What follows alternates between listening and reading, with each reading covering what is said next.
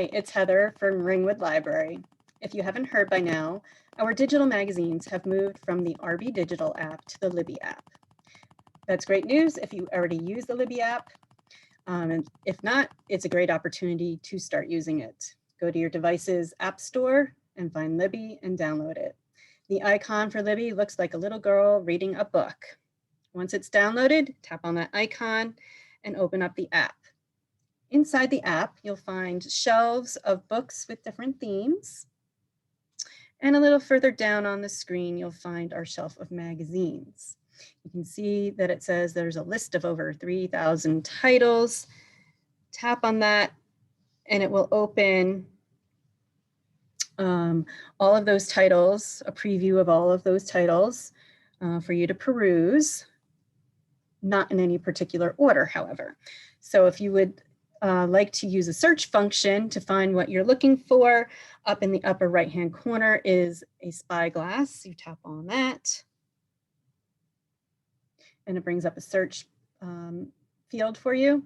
And this you can put in the title or a subject area, a subject or keyword, and it will bring up a bunch of options for you. So if you find the magazine you like, tap on that, and you'll see the latest issue, the cover art, a description, and you'll see borrow. And that's where you tap to if you want to borrow that particular issue.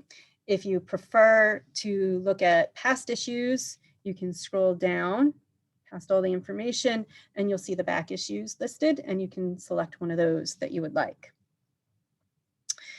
So once you find the issue you want, tap borrow, and you have a choice of a borrowing period, 7, 14, or 21 days.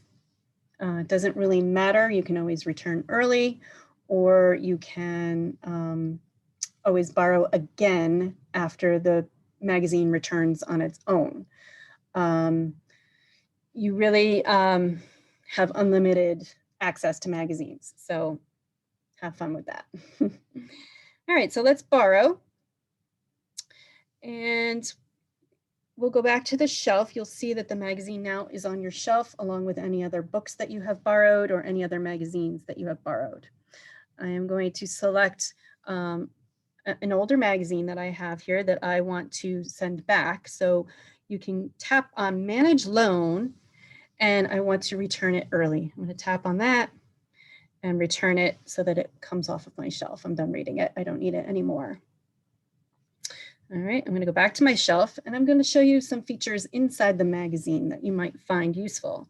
Tap the magazine cover to read the magazine, and it will pop up the pages, as well as along the bottom, you can see all of the pages laid out for you to kind of skim through.